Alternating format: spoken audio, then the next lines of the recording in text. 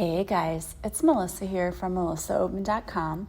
Welcome to Awaken Your Inner Awesomeness, a daily podcast devoted to spirituality and self-help. If you're new, I want to welcome you. If you're returning, welcome back. So today I wanted to talk to you guys about living your life fully. And what does that even mean? So if you aren't living your best, happiest life, what's stopping you? There's so many times when in my own life, I've sat down, and this is in the past, and I've thought, there's got to be more to this than just this. In the past, when I wasn't living fully, I felt like everything was just routine. I got up at the same time every morning. I drank coffee every morning, put on my makeup, did my hair. It was like the same morning routine over and over again. Then I'd go about my day, kind of honestly just on autopilot, not really looking around, really enjoying the little moments that truly make life what it is. And then I would come home, same thing, get supper ready, have the kids do their homework. Usually I had to run them to some kind of sport or practice, and then not really having a whole lot of time for me, like downtime.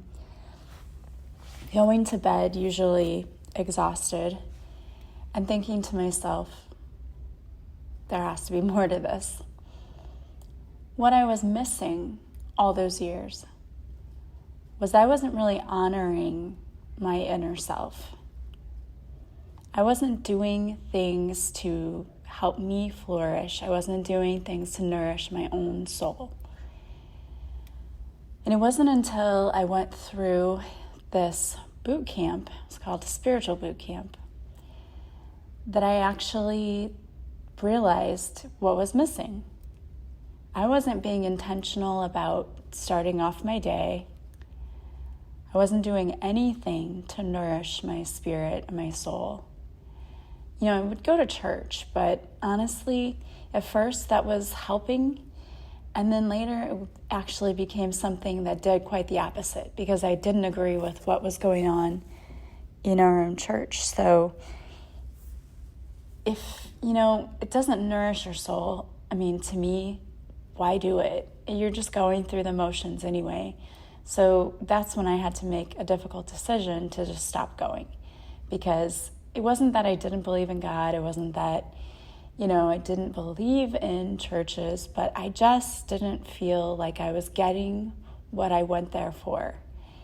So to me, that was like another hour, whatever, several hours, because it would be an hour on Sunday and I would volunteer, through the week. It would be time that I could have to myself to do something that actually did make me feel good, because this just didn't anymore. So it was being intentional about when I get up in the morning, starting my day, being grateful, having gratitude for all the things that I have, and acknowledging all the things that I have. It's about going through your day being more present in the moment. So taking time to talk to people and to ask them about their day and to just notice the connections you're making with those around you, because that's why we're here. We're here to learn about love and connections. And if you're not doing that, then you're really missing it. You're missing the point. And so many people really just phone it in. That's what I would call it. They just phone it in. They're just going about their lives, trying to just get through it. And if you have to get through your life by saying, well, if I can get through tomorrow, then I have this. If I can get through this day, then I have this. And I've been there.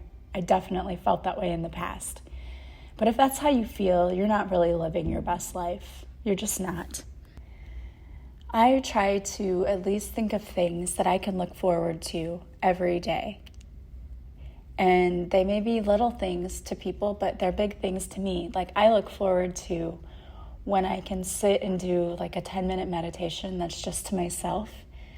I look forward to when I get to work out, because I discovered another workout person that I had done. I worked out with him a long time ago, and I forgot how much I enjoyed his workouts, which is, probably most of you have never heard of him, but his name was Gilad, Gilad, and he has his own app. And since I totally got rid of cable and satellite television and went to just streaming services, I was so excited to see he had one. So I started working out with him again. So the time that I get to spend doing that, I really enjoy. When it's nice outside, when the weather is nice, I love being able to go sit outside somewhere and I like people watching. I love it. I just think it's so much fun. And that's why I love going to Europe too, because being able to people watch when you're in another country is so much fun. It's really interesting to see human behavior and how people interact. So I really like doing that. So it's being able to go and do the things that I really enjoy doing. But not only that, not just daily in my daily life, what I want to do and what I get to do and what I enjoy doing, but also in my career. There have been times when I've had jobs that I just hated. And I can tell you that forcing yourself to get up and go to a job you don't like is not living. Being miserable every day is not living. And I get it. I understand that many people have careers that they started a long time ago, and they're invested in it, and they have retirement, and they have benefits, and they have all of that. I understand that. And nobody's saying that, oh, you have to quit your career and start something over. I'm saying you can. It's never too late. But also, you could just try to find ways to make work a little bit more enjoyable for you. And I don't know what that means for you. But I know that it's not worth going in every day like, oh, I hate my job. That's not worth it. It's better off, to me, to actually enjoy what you do. And sometimes it simply comes down to the people you are around. Maybe you like your work, you like what you do, you just don't like your environment. And it makes a big difference. It does. If you don't like who you work with, that makes a huge difference. Especially if, there's one person in your environment who's kind of a cancer to the whole environment, who's toxic. And unfortunately, a lot of workplaces have those people because there are toxic people out there. That's just the truth. And it isn't always pleasant to be with those people, but sometimes those people are there to teach us lessons too. So, what are you doing to make sure that you're living your best life? I'm going to tell you some things you can do that, some of these just seem obvious, but we really need to focus on doing these things to ensure that we're living our best life. And one of the things, and people often don't think about this, is that you need to focus on yourself. So many people give to others and they allow others to tell them what to do. Like they think that they should be doing, I need to be in this career because my mom always said I needed to do this, or my husband thinks I need to do this, or my wife thinks I need to do this, so I better do this, even though I don't enjoy it. Well, that's just BS. You need to enjoy your life. So you need to focus on what you want to do, not what other people want you to do. It's also super important that you make time to relax now and then. Oftentimes, people can overgive. It causes them to be drained emotionally and physically. So you need to make time to relax and reconnect with yourself, especially if you're going through a challenging time. If you are stressed out, you're not going to be able to make the best decisions for yourself because you're too stressed, and that's not good for you. So make sure that you're taking time to relax. I have said this before, but I often limit the news that I see to just little blurbs here and there because it's so negative, and that often makes me it brings me down when I sit and watch the news because it's just so negative. So I don't want to say don't watch the news, but limit what you see and try not to get too sucked into it. It's really hard, but especially with all the politics that's going on right now, if you get sucked into that, you will just start getting really upset, and it's not worth that. Make sure that you are nurturing your positive relationships. So if you have friends who make you feel better, go do something with them. Go plan to hang out with them and have a night of laughing and having fun. I have a friend who we don't always talk, but anytime we get back together, it's like we have never been apart, and we laugh and laugh and laugh. So it's great to have friends like that in your life. Try making new friends, meeting new people. Sometimes that's scary, especially if you're an introvert, but go try something new. Like I told a client not too long ago, do something that makes your inner child sing. So whether that is taking a cooking class or taking a language class or, learning a new skill, painting, whatever it is that you've always wanted to do but were afraid to try, do that. Because you may find, you may go and you think, I didn't like this. This wasn't what I thought it was going to be, and that might happen. But you may find that you go and you're like, this is the most fun I've ever had, and I'm actually pretty talented. So keep putting yourself out there and learning new things. I think that will never serve you wrong. Go explore new places. It's fun sometimes just to do little day trips to places that aren't too far away. Being from the Midwest, there's always something interesting around the corner. So go and try a different place, even just a different place to eat sometimes. Sometimes getting out of the little rut that is your little inner circle sometimes helps. So if you always go to the same places to eat, try something new. Try a type of food you never would have thought you would have tried. I personally would consider myself a foodie, and I love trying new places, and I personally want to take a road trip where I go and explore all of the restaurants that have been on I can never say this right. I always want to say it backwards, but on the Food Network TV show, Diners, Drive-Ins, and Dives. I think that would be really cool because I watch that show all the time, and it looks like some of these places are really cool. So I would love to take a road trip and do that. Also, if you see something that, you want to try, like make a list, like, oh, I saw this restaurant I wanted to try, or, oh, I saw this class that I wanted to do. Keep a list of that and go back and cross off one thing at a time.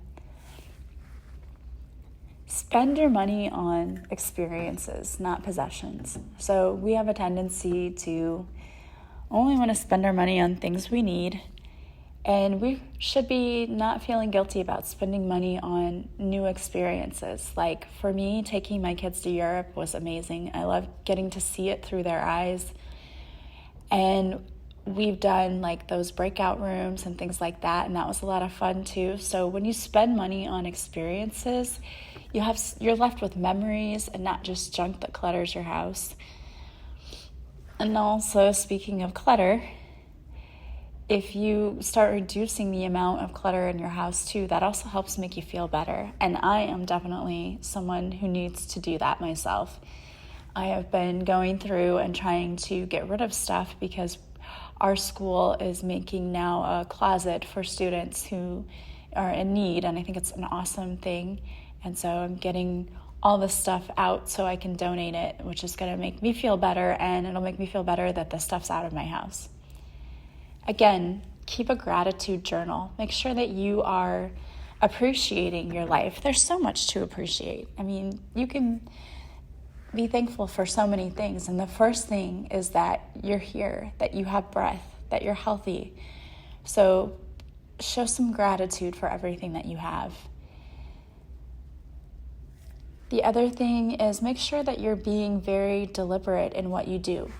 In your everyday moments, it's easy to get stuck and to go on autopilot, but when we go in that autopilot mode, that's when our negativity starts to take over, because our brain, remember, has been wired and programmed to focus on the negative, and we have to actively stop doing that. We have to notice our thoughts and keep our thoughts positive and change our thoughts. So when you start to go on autopilot, that's when those things creep in. Invest in yourself, whether that's taking a new class or learning, like I said, learning a new skill like a language or cooking or whatever. Invest in yourself. Remember that you're not going to be happy 100 times, 100% of the time. You're just not. That's not realistic. None of us are happy 100% of the time. But when things get challenging, it's being gentle with yourself and knowing that there are things you can do to help those moments pass, like you can do a tapping or you can do a meditation. Being very aware of how you're feeling and actively trying to change that.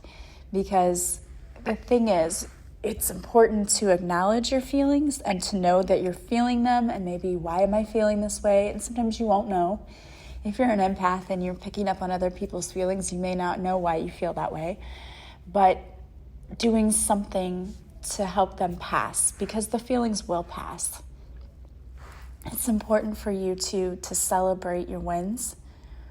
Whenever you do something that you're proud of yourself for, celebrate it. Don't be modest and be like, well, it was nothing. And it was a big deal. If you had something to celebrate, if you had a win, definitely celebrate that.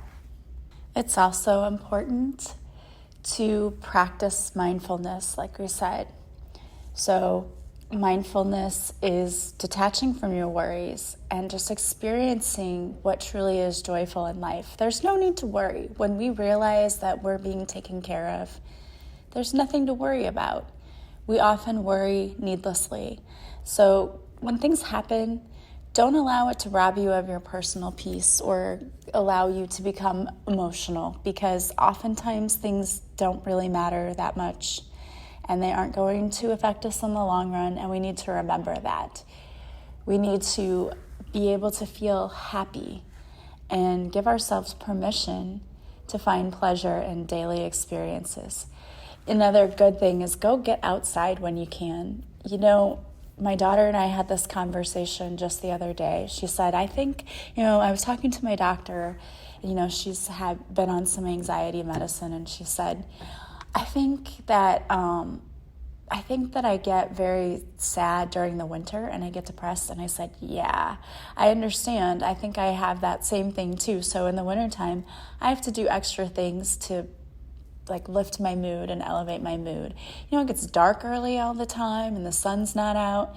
You're not getting that vitamin D. So it's important that especially if you live in a place where in the wintertime you can't always go outside, it's important to make sure that you're taking vitamin D. I also like to eat a lot of leafy green vegetables like kale and that. And I know you're going to roll your eyes and be like, kale, but I put it in the oven. I put a little bit of avocado oil on it and put some seasoning salt and Parmesan cheese on it, and I bake it. And it comes out, you can make it like chips, you can make it really crisp. I don't like it crispy like that necessarily, but it does make it taste better than, say, eating it raw. So I eat that kind of stuff because I know that also helps offset that feeling of, oh, it's winter and I hate winter, because we're lacking the vitamin D from the sun. So it's important that, in the wintertime, especially when you can get outside and get in the sun, do that. Because we do have days where in the Midwest, it's 40 one day and 70 the next and then minus 20. I mean, it's just crazy. It seems like Mother Nature is a little bipolar. So it's important to get outside when you can and enjoy those lovely days.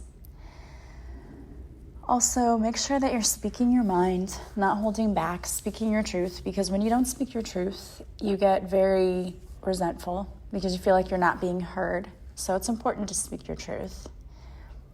I think it's important to get active too. I work out. I think that's another important thing, especially in the wintertime when I can't be outside because, again, it's easy to feel that seasonal affectiveness disorder.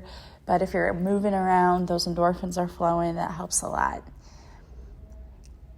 Keep learning.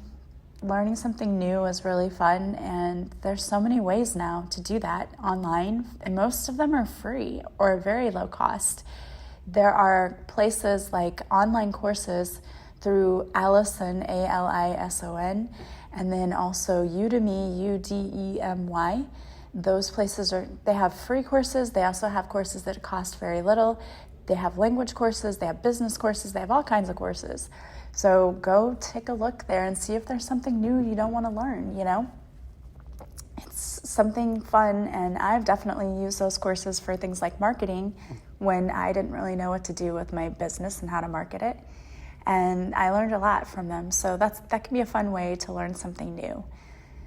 Also, be compassionate towards yourselves and others, okay?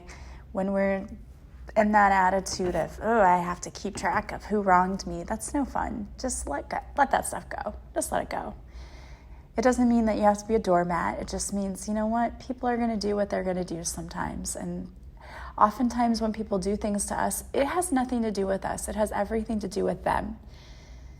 You will have people who treat you like crap, and it's really because those people are crappy people. And it doesn't have anything to do with you. It has everything to do with them. It says more about them than it does you, and you will never get an apology from people like that. And that's okay. You just have to learn to let it go and forgive them, even though they didn't ask for it, and just let all that baggage go. Also, another way to live your best life and to feel good is to spend a little time giving back. You'll feel better when you do, and I'm not talking about volunteering to the point of burning yourself out, but just, once in a while, go volunteer to do something. It does make you feel better. The most important thing is to be fully present in your life and to just enjoy it. We're here for only a short while. Make the most of it. All right, guys. I wanted to pull a card for you today, and the card I pulled is from my Divine Whispers deck. It is Rest Your Weary Head. You are busy. You are constantly going in every direction right now. The universe wants you to slow down, relax, take some time for yourself. It's so important to get a good night's sleep every evening. Your body is a miraculous and amazing vessel that needs time to recharge. Be sure to set some time aside before you go to unwind. Do a quick meditation, take a hot bath, read a little out of a good book.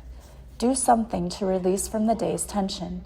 Before your head hits the pillow, be sure to thank the universe for all of the amazing things that happen during the day, like having a pillow to rest your head on.